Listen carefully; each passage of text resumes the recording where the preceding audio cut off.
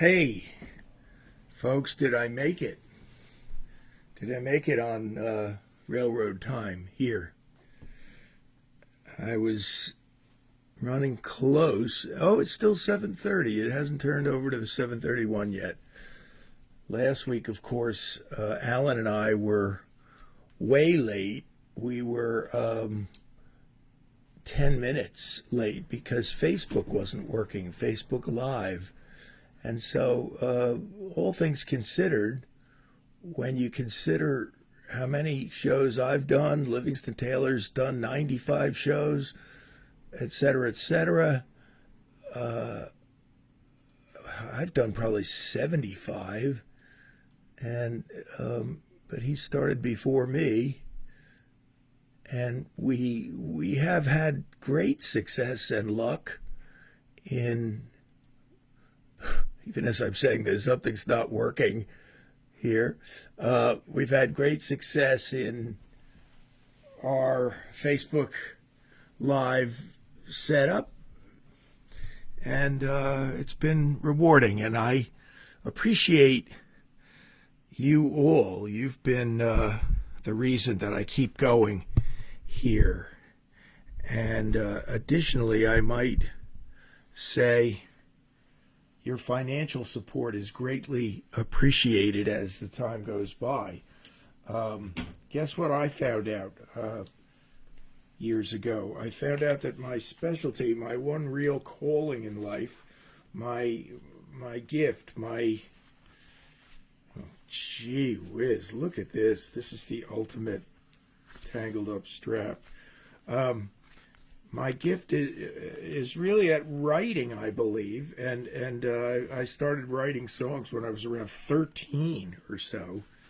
And, I came to the conclusion, as I said with Alan last week, I really, as much as I love to do covers, and I love to play Fire and Rain, and I love to play Blackbird, et cetera, and Motown songs, and make people happy, I don't really care that much about becoming the world's most prominent cover artist. But I think all of the great musicians that I admire all do covers. As a matter of fact, I'm going to do a cover tonight of a James Taylor song, and I'm going to try to fit a lot of stuff in tonight. But the best cover of this song is Eric Clapton has a cover. It kind of largely went unnoticed, but that's where we're at in society in general now and in music. Oh, gosh, that was inevitable. It didn't pull anything out, I hope. Just made my amp make a horrible noise. Let me get everything. Oh, jeez. Let me get everything. My ducks in a row here. The nut on my input has gone loose. I'm tightening it with my hand now, and that doesn't ever do much of anything. Okay, so real life intrudes on my eloquent speech about Eric Clapton. Eric Clapton has the best version, in my opinion, of James Taylor's Don't Let Me Be Lonely Tonight. And he really nailed it very soulfully. And I love it. And it went kind of unnoticed. And what I was saying is that's where we're at now. There's just like a lot of great records that don't get noticed anymore because they're pushed off the charts by mediocre records. That's one of the things we don't often acknowledge or notice about mediocrity, is that there's only so much space and time available on the radio, etc., for songs. So when you hear mediocre songs, and some of them aren't bad, they're just not good, and there's tons of them out there. I'm not going to mention any names, but the fact is, you're then by default missing some of the great records that have been made, and you don't hear those because the bad records are clogging up the airwaves, so to speak. If you're there in the house, say hi. I'm looking at the chat room for a minute. I was saying to somebody the other day that my student, Bob Cole, and I was talking about James Taylor, and, Bob was expressing some surprise that Fire and Rain really wasn't a big hit. It was a significant record by far. Hi, Alan. I'll be talking about you tonight. Alan did a great Beatles show in Souderton this past Sunday night. Eli and I went, and after, with a little help from my friends, he said about the Ringo character, Rich Morello, great guy, and he said, Ringo, stand up and take a bow. Oh, you are standing. Okay, so he's always ready with a quip, that guy. And Bob is here. Hi, Bob. And Larry, too. Good to see you all. Steve Allen, you know him. He originated The Tonight Show. And Alan and I were talking about one-liners and jokes that we like. And every once in a while I'll tell one. Steve Allen had a favorite joke, and it was written by one of those radio guys from yesteryear. And I don't know, it's kind of dumb. But he said, he was talking about a farmer saying, our scarecrow is so effective that the crows actually bring back corn they stole a year ago. Okay, bizarre. You're shaking your heads. Let's talk about James Taylor for a minute. You might not know this. I find it interesting and significant. So James Taylor comes out with Fire and Rain. He gets on the cover of Time magazine. And friends, there is no hit record in the history of pop music that's about a suicide and written about a mental institution. And Fire and Rain made it, I don't know, to the top 10. It was at number 8 or something. It was not number 1. And then James, like all good recording artists who really want to keep going and make more records, he figures out the game. And the game is, if you want to make more records and have a career, you need hit singles. It's amazing how few people actually get that when they sign to record labels. I certainly got it. When I signed to a major label, I was on the same label as the Rolling Stones, the Moody Blues, and ZZ Top. And I realized if I didn't get a hit single, they weren't going to renew my contract. So, and I'm not going to be down on myself, but I'm just going to be blunt and say I don't think I had a hit single on my first record. I think maybe Girl on the High Wire would have been a hit single if it was handled and publicized the right way. But I don't think that's what London Records was planning to do.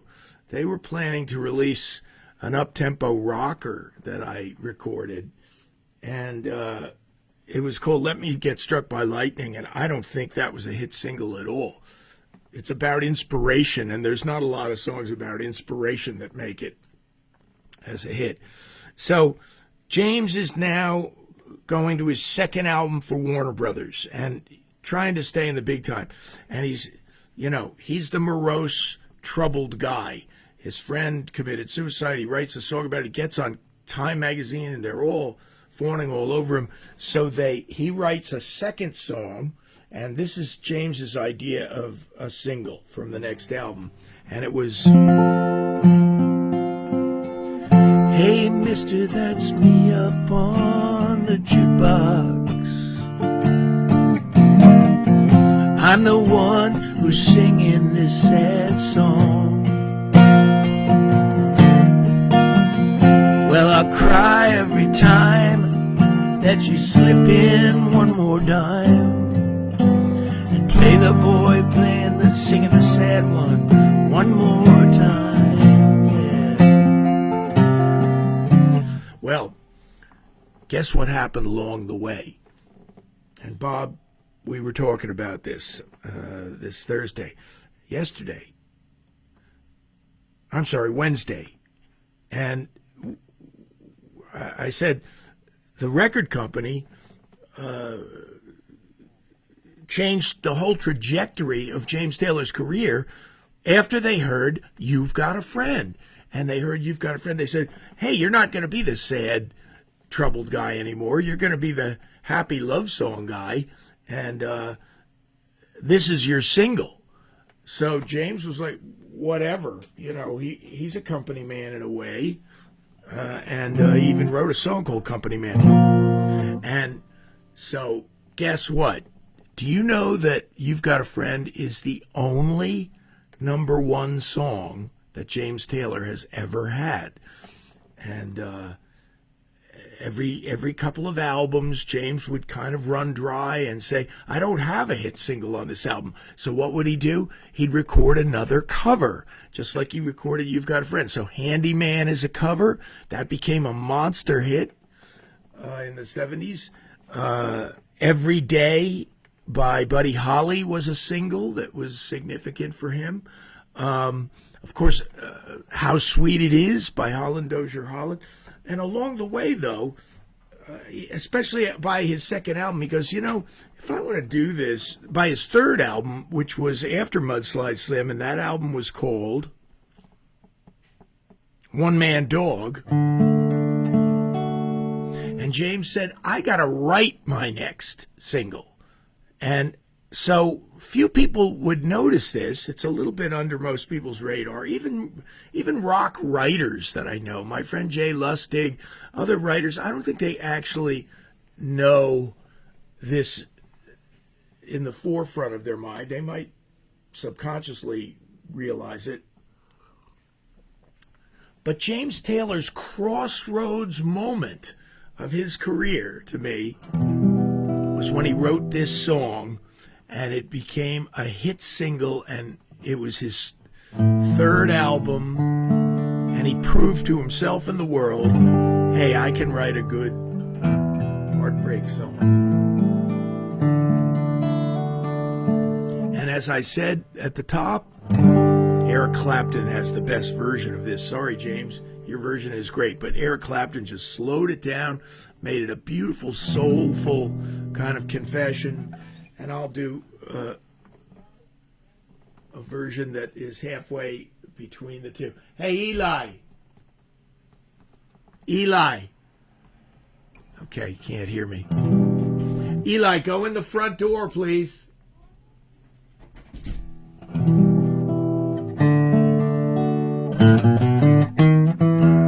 Do me wrong, but do me right.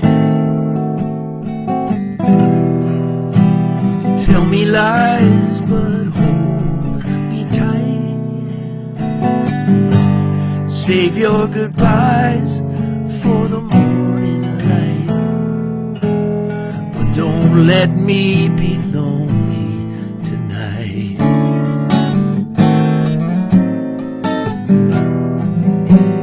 Say goodbye, but say hello. It's sure enough good to see you, baby, but it's time to go. Don't say yes, but please don't say no. I don't want to be lonely tonight. Go away then, damn you. Go on and do as you please. You ain't gonna see me on my knees. I'm undecided, and your heart's been divided. It's been turning my world upside down and around and around.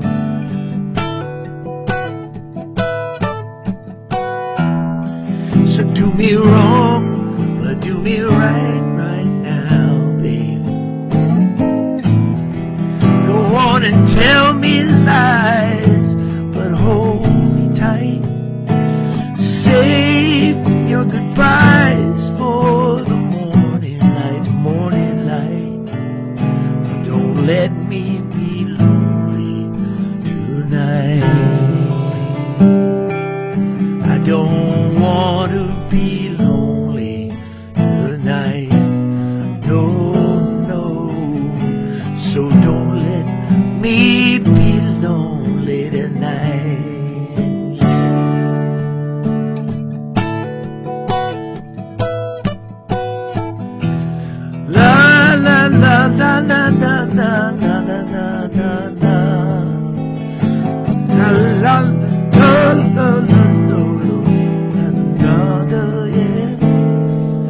talking about believe, sugar baby. I don't want to be lonely tonight.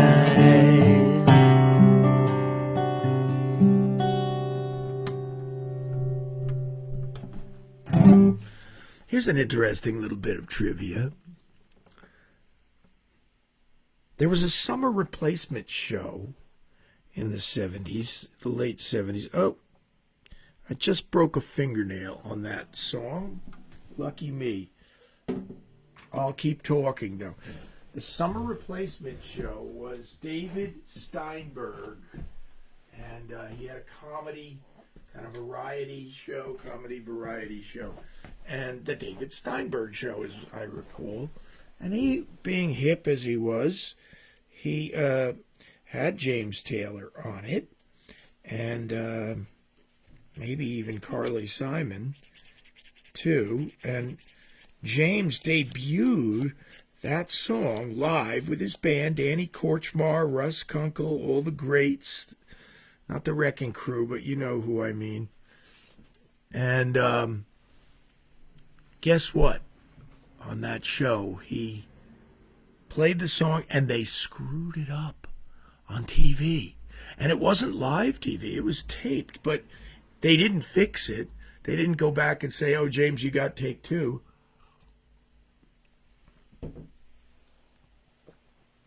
I got it on tape, and I listened to it, and I was like, oh my gosh, they hit the wrong chord here.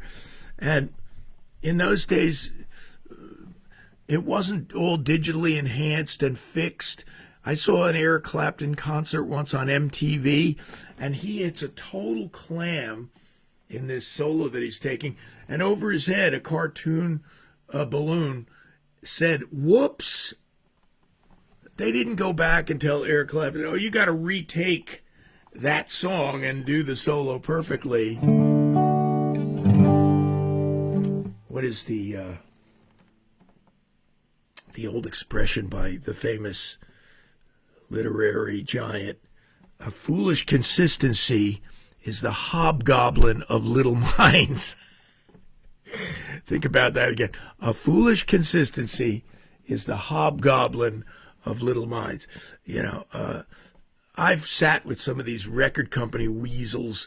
I've ridden in the cabs with them in New York City. I rode with a guy who worked for Columbia Records. He was talking about Boz Scaggs, in his voice dripping with pretentiousness. Oh, Boz said, you know, he can't do this, that, or the other thing, blah, blah, blah, blah, blah.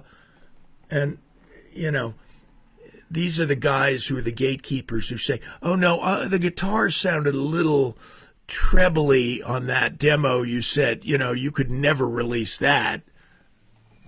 I'm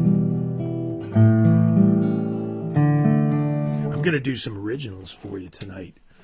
Tonight is a night where I'm going to play some new songs and talk about them. And I might go right to this one.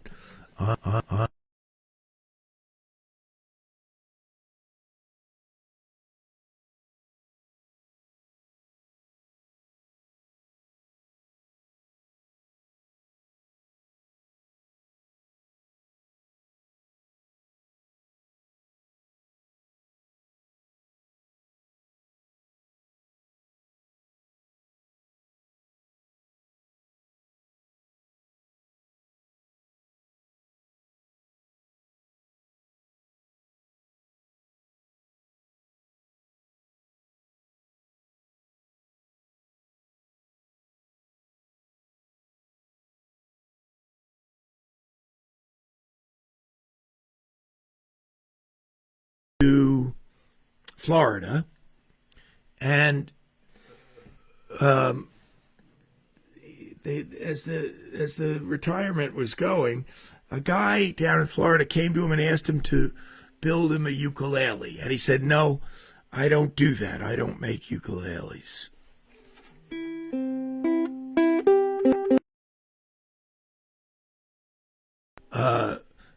The guy kept requesting, Bob, oh, yeah, that's on your end. I have no control over the audio here, except at this little box, and that tells me it's doing fine.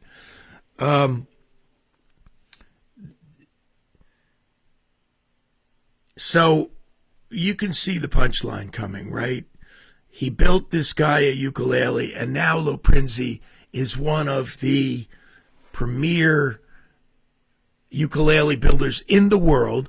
And his daughter Donna, who's in her 50s, she is essentially taken over the business. Augie doesn't make things anymore. He's like well in his 80s. And Donna Loprinzi built this ukulele. She lives in Florida. It's a work of art. And now retirement dinner of a friend of mine this week who's got the longest running folk radio show on the air. And his name is John Weingart. And his show is called Music You Can't Hear on the Radio every Sunday night on WPRB. Oh, hi, Raj.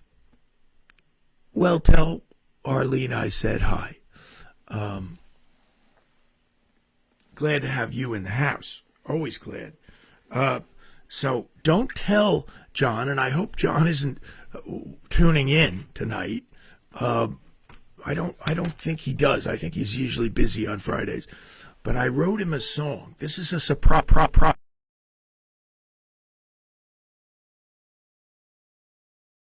And I wrote it from his point of view. And so you guys are going to be the first ones to hear it. You let me know what you think.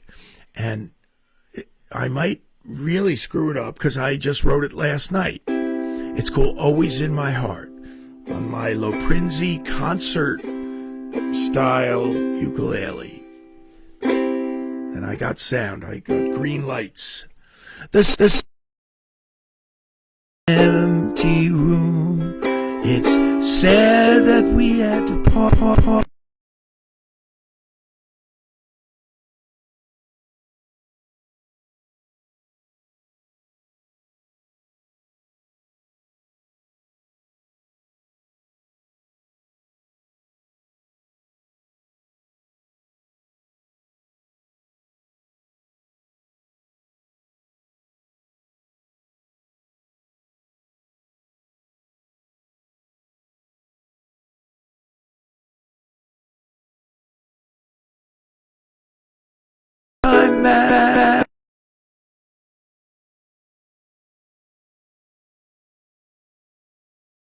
I couldn't say,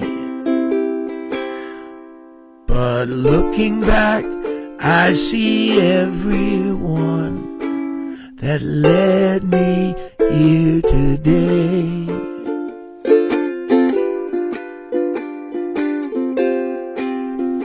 Let me fix. There were times I thought our time mattered. Other times I couldn't say, but looking back, I see everyone that led me here today.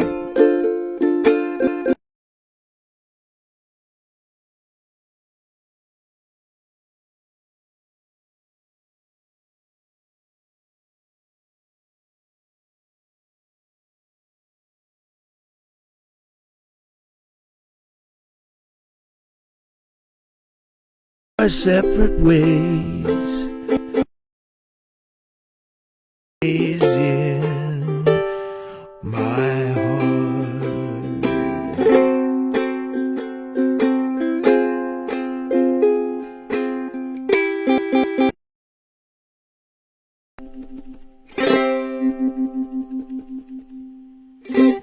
Okay, don't tell John about that in case you run across him. He's not retiring from the radio, by the way. He'll probably devote more time to his radio show now that he's no longer teaching at the Eagleton Institute in Central Jersey. Okay, new songs that I am continuing to write. I wrote this on electric, but I'm kind of in the mood to do it on acoustic tonight. And this is about a house down in Cedar Croft, New Jersey. It's the Lucy's house, just for one of my viewers who knows everybody who lived on that street. Larry, one time when I was young, I don't know, 12, 13, however old I was, I walked down that short little street in Cedar Croft. There was only about, 8 houses on it. And down at one end of the street was a Triumph Spitfire. And the guy next door had a Porsche, to my recollection. And forgive me, I gotta blow my nose. I'm sorry. It's the way it goes in allergy season.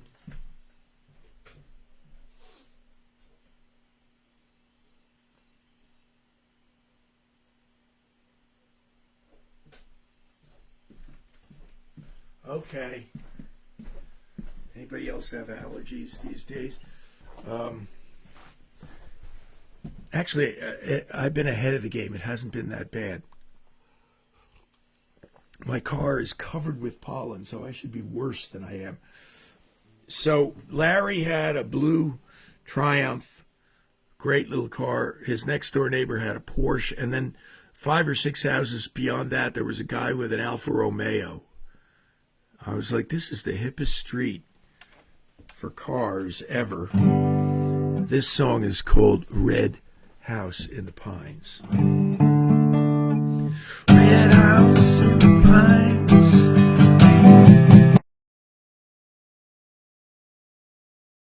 Blackbird will take you there. Red house in the pines, you'll see the mist in the morning. You'll hear laughter from inside, yeah. Up from the river on the edge of the woods. That was my summer of love. A carefree beginner about to find out and dreaming of, yeah.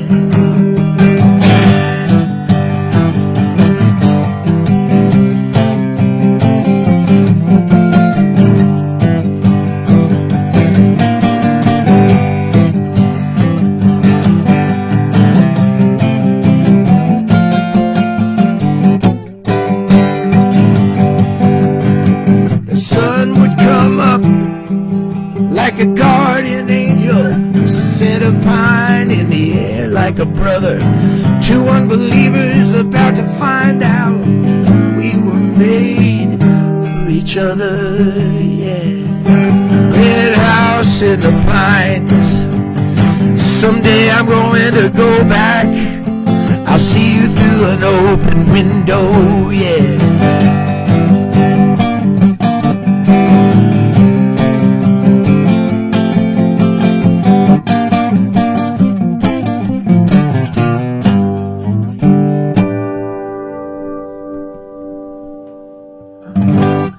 We might rock that little Stangl factory with some originals like that when Jamie Flynn and Alan LaBeouf and I play together on the new date.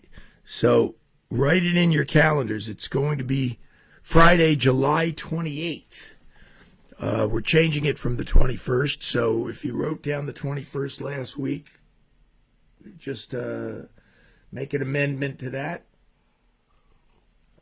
or a correction, I should say, and it's going to be fun. And that little band is called Sons of Jersey, we call it. And we have a single out, so we're going into that gig with a rock single. And spoiler alert, I got something to tell you. We're going to do that as the last song of the night. And it's the rockin' version of Don't Let Nobody Turn You Round. the old gospel song. I'm getting closer as we speak to naming this guitar. It's one of the few guitars I don't have a name. You know what that guitar's name is? That guitar's been named for a long time. That Martin Norman Blake is named Diana after Diana Ross. Brown, beautiful, and a diva.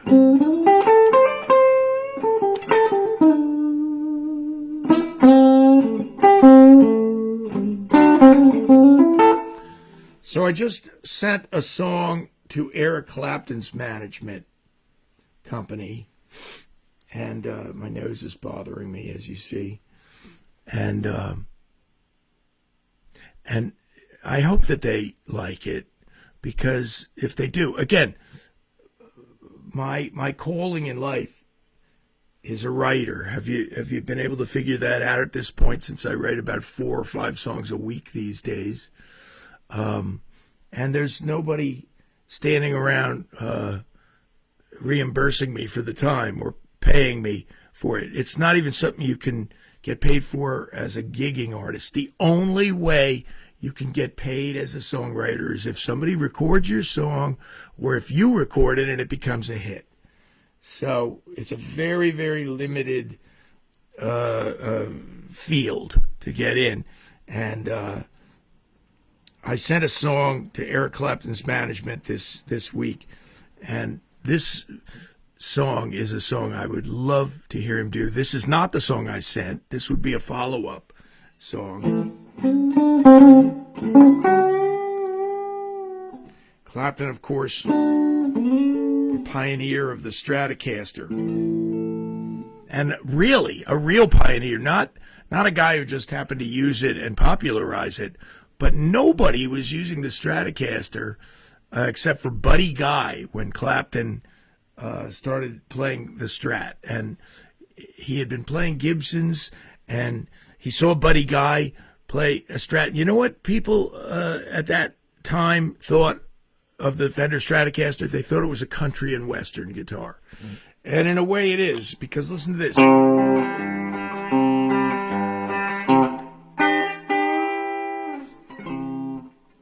Now I put it out of tune, which is a classic Stratocaster.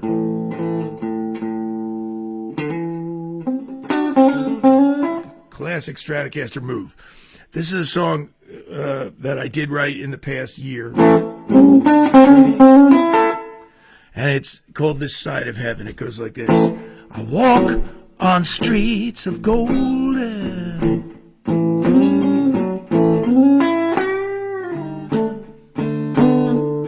I won't get any older, but this side of heaven I will sing the blues.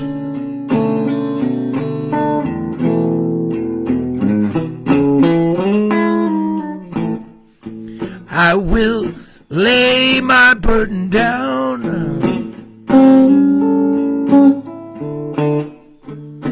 I'll trade my troubles for a crown, yeah. But this side of heaven, I will sing the blues.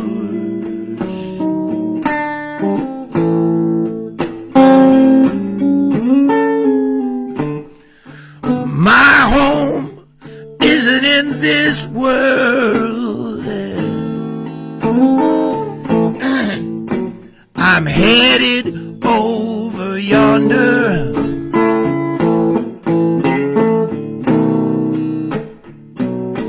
But as I walk this earth,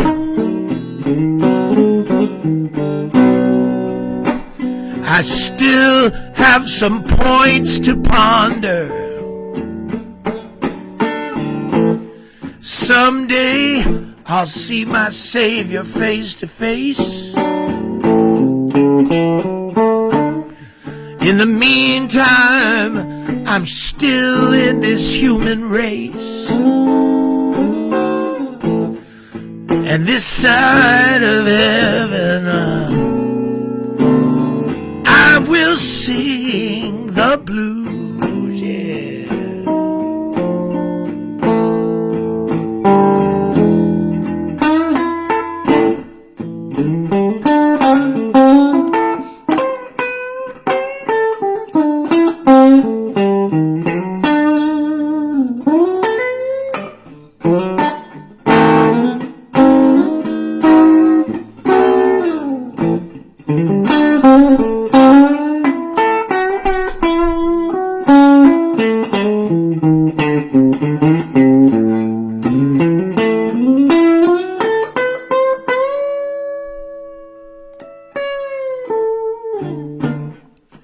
My home isn't in this world.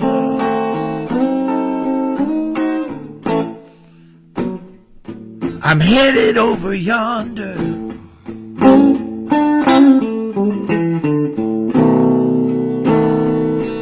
And as I walk this earth,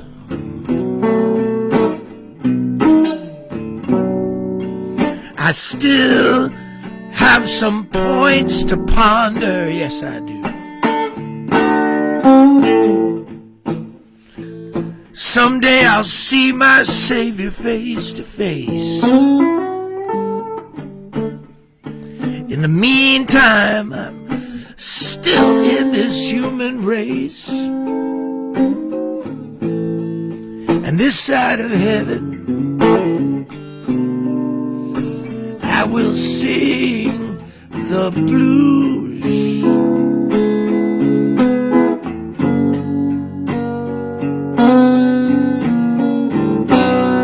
This side of heaven, yeah, I will sing the blues, yeah.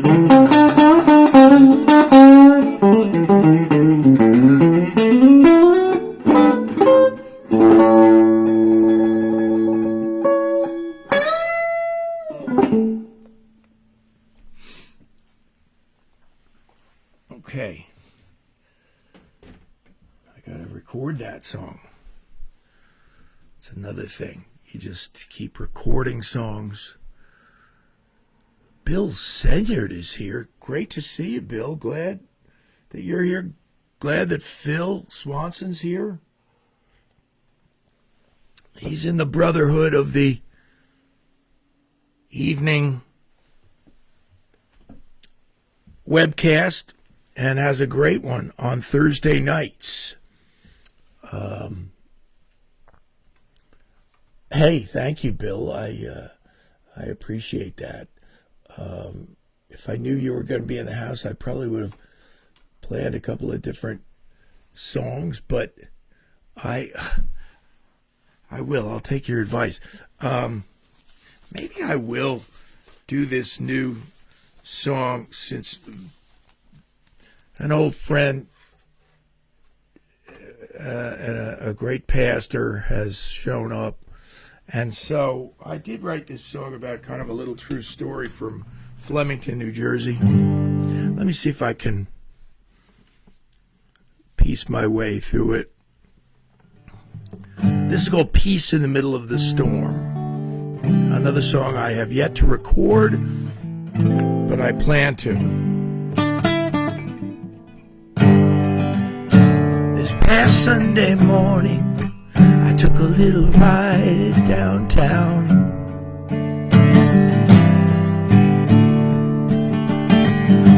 I was up all night and I needed to just walk around, yeah.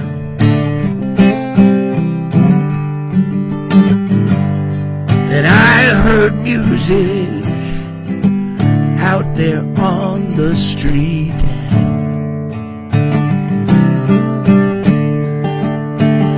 From a church's open window, voices clear and sweet, and they were singing peace in the middle of the storm.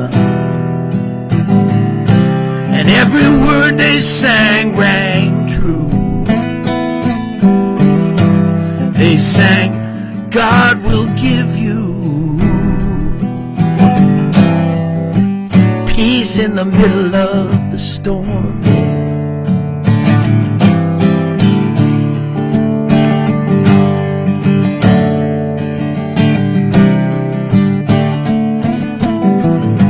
So I sat in the back row and I made up my mind.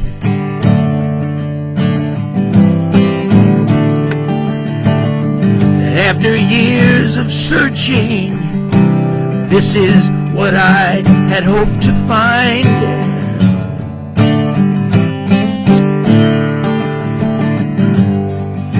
The world's gone crazy, it's all out of control.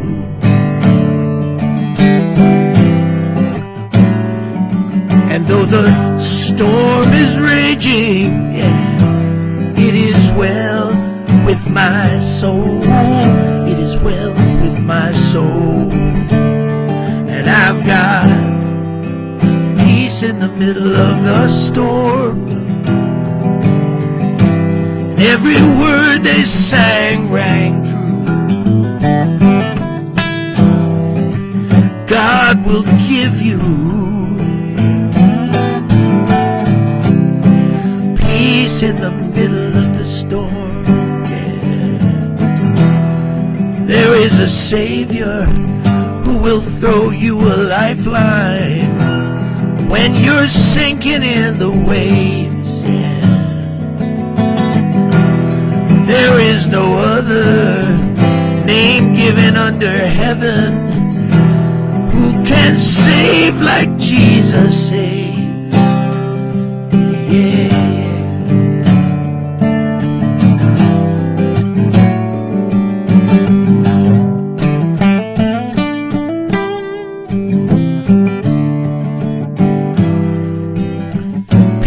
In the middle of the storm,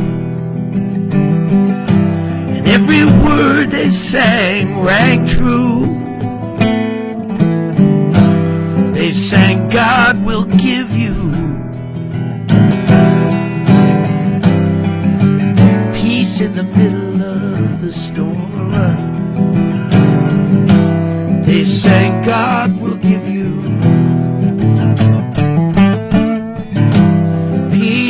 in the middle of the storm, yeah.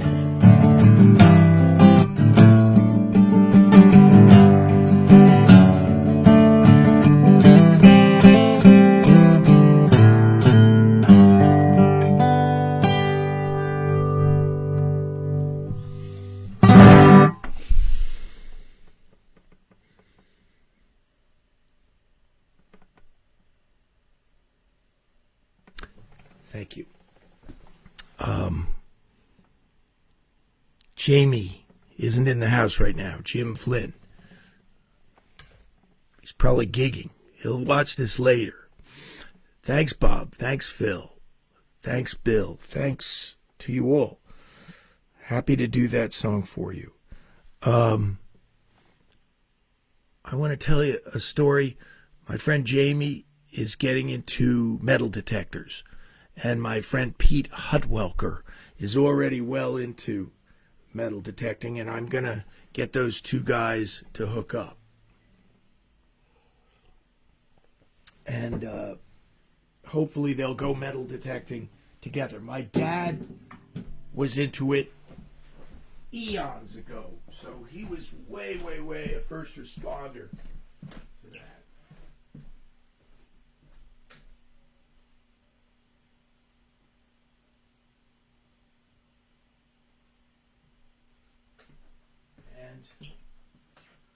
Here's an interesting thing. My fly was unzipped that whole time. I know, TMI.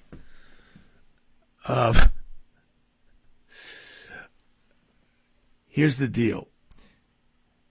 We used to go down Long Beach Island every summer. There's a bunch of things that happen in life that I happen to call God incidences. I'm not the only one. You could write a book on them. And So a guy from my high school this week, he lost his class ring 51 years ago on the beach down the shore, and a guy just found it this week and tracked him down. It had his initials in it and the class number, the class year, and they got his ring back to him. Well, I don't really particularly see that as a God incidence.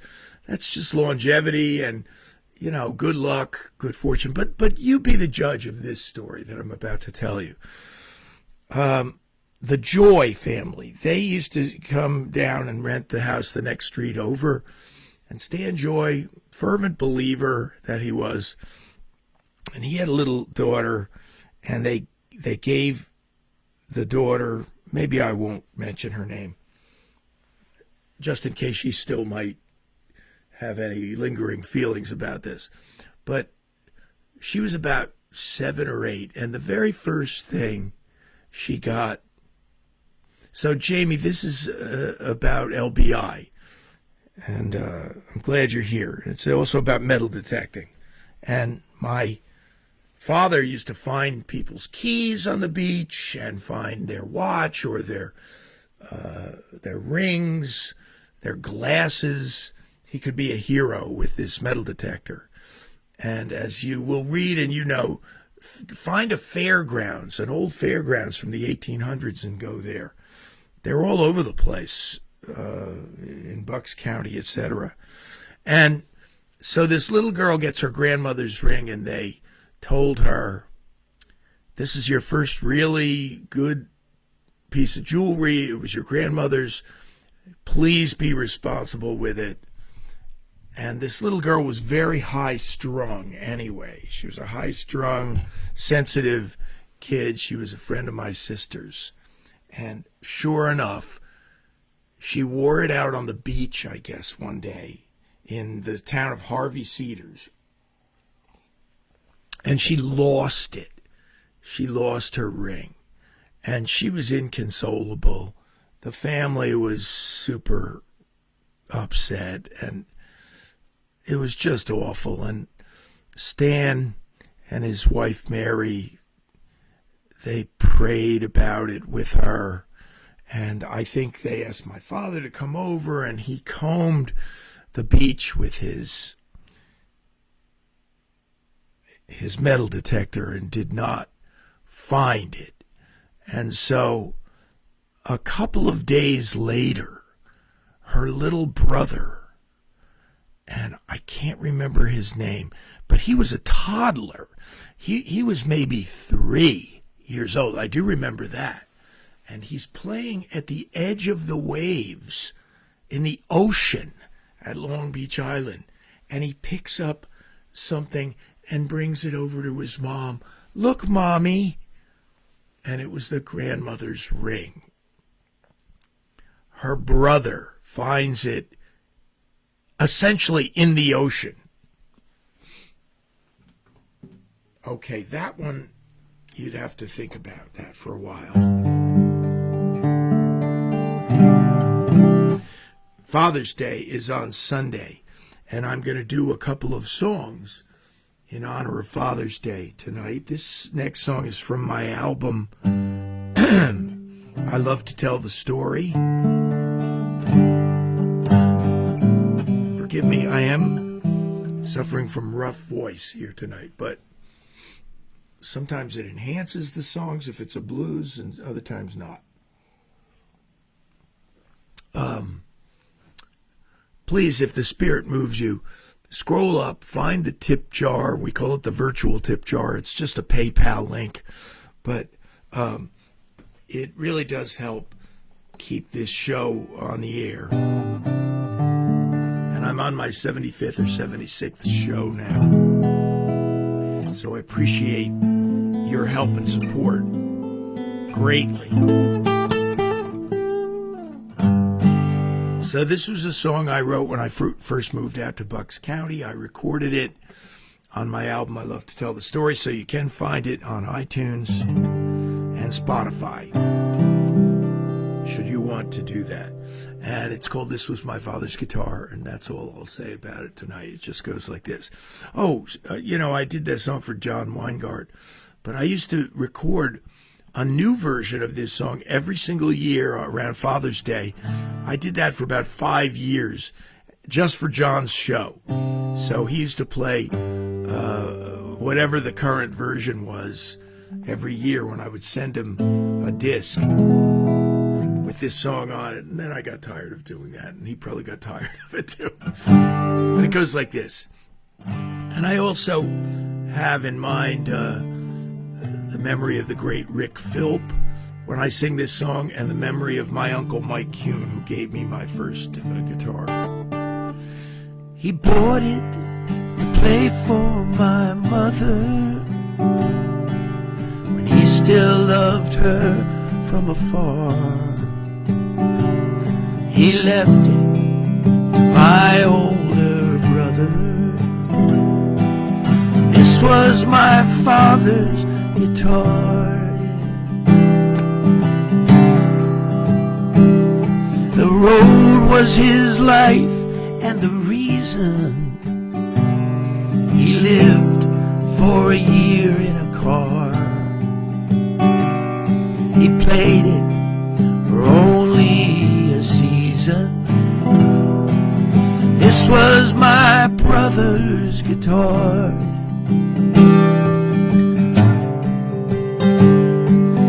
Who knows where the time goes?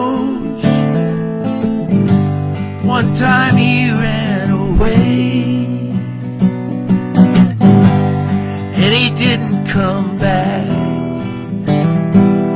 for 3 whole days.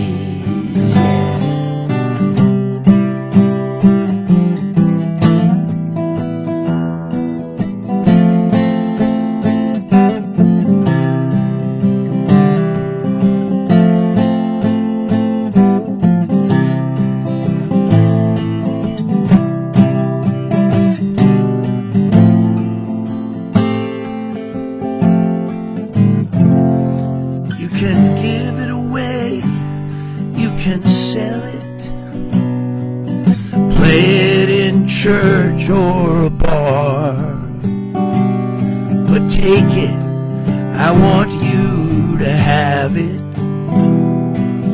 This was your father's guitar. It's yours now, I want you to have it. This was your father's guitar.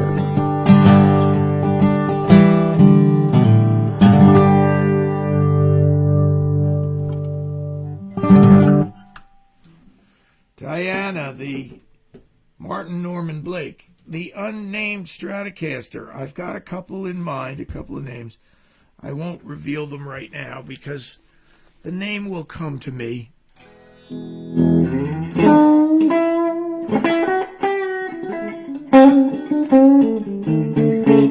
We're coming down to the final song or two here. This is a brand new song. I wrote it this past week or last week maybe, and I want to play it for you here, and I'm going to do it on electric. It's another song if you have any access to Eric Clapton. Joking, but you never know. A friend of mine just alerted me to the fact that her nephew is driving Bonnie Raitt's tour bus this summer. So Heidi's nephew. So crazy. My friend Dave Domenech met Clapton. He went to his house, knocked on the door when he was a teenager, and was sent away by Clapton's girlfriend, Leslie Ormsby Gore of the royal family, and she said he's taking a nap and come back in an hour. So Dave came back in an hour. Clapton was coming down the stairs. He invited him in. I think they had dinner together. Clapton played slide dobro for him on the couch, signed a poster for him. It was like a dream. Bob, let me know. I'll make a demo for you or whatever. Get you a lyric sheet. So, this other new song, it's called My Old Man's Records. It goes like this. When I'm all alone, I put on my old man's records.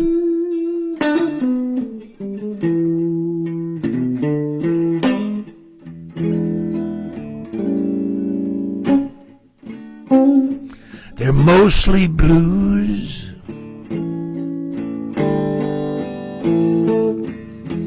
and Dixieland, yeah.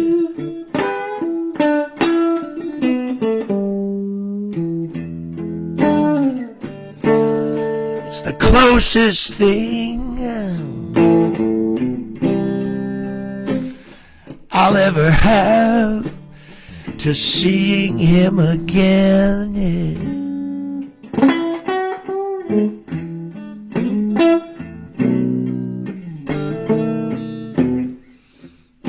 On a lonely night,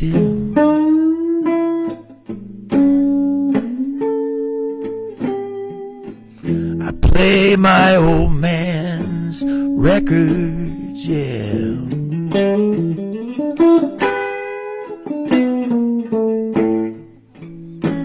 I plug in my guitar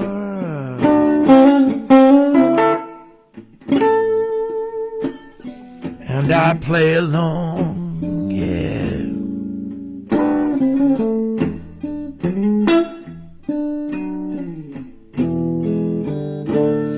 I can almost see him moving through the room to B.B. King.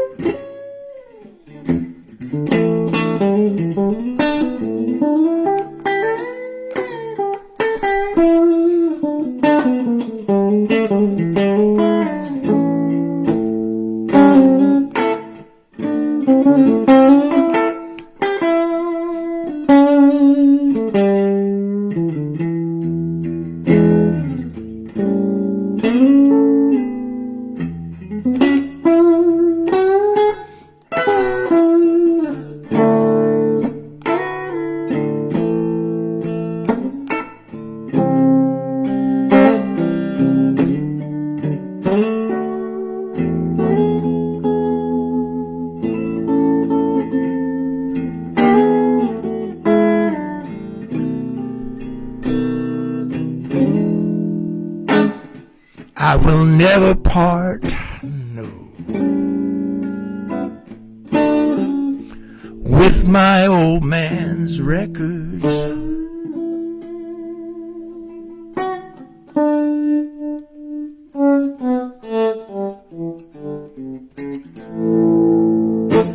I'll take them with me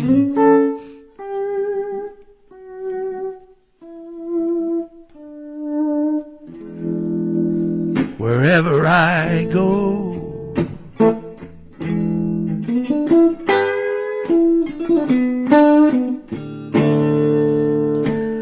Bessie Smith sings like she understands.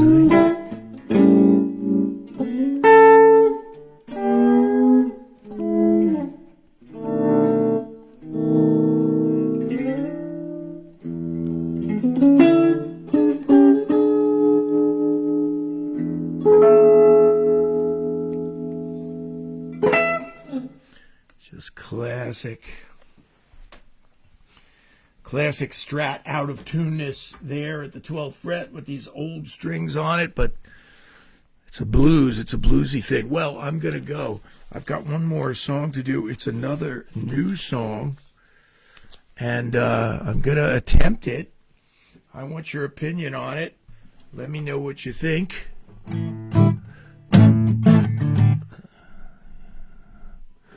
Oh, and I'm so productive that I have to consult the tape recorder to find the melody. I lost it. Last verse, red tree, red house. Bear with me. Red house. No, that's not it. It's way back.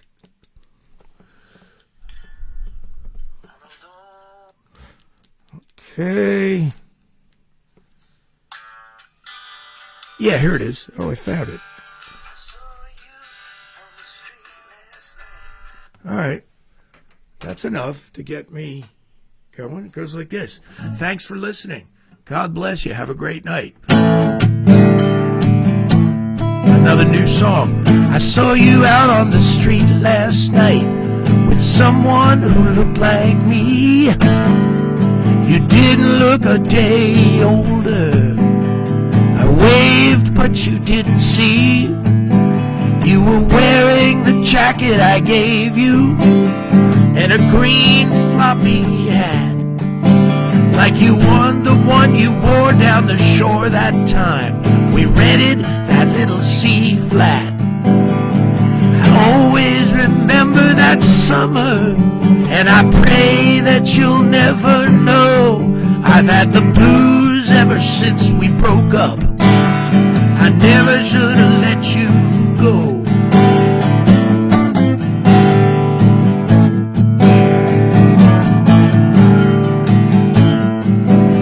They say you can't go home again, and what they say might be right. But what I wouldn't give for one last kiss, I'd give my right arm for one last night. I know I'm no prize package, whereas you're still smoking hot. I'm still just trying to get along, while you've got the life that you've got.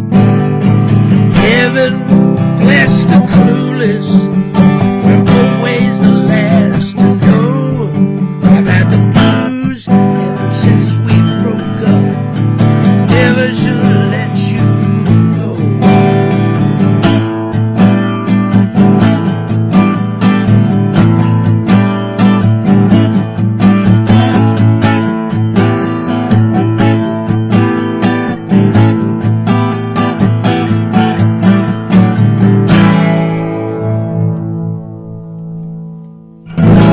It's another song you might hear the Sons of Jersey perform at the Stangl Stage, July 28th, Friday.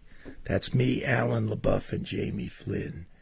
And we hope to see you there. Raj, really great to have you in the house. Nancy, thank you. I'm glad you joined us. Thanks, Jamie. Great to see you, Bill, and hope we cross paths again. Phil, great to see you. Bob, thanks, and let me know how that song goes when you sing it. And forgive me, I'm scrolling back. I want to say hi to everybody who popped in tonight. Alan popped in, and he probably popped out again. My cousin Larry popped in. And then there's people who watch and don't always check in with the chat room. That's fine, too. And God bless you all, and have a great weekend. Have a happy Father's Day. And I will see you next Friday, Lord willing.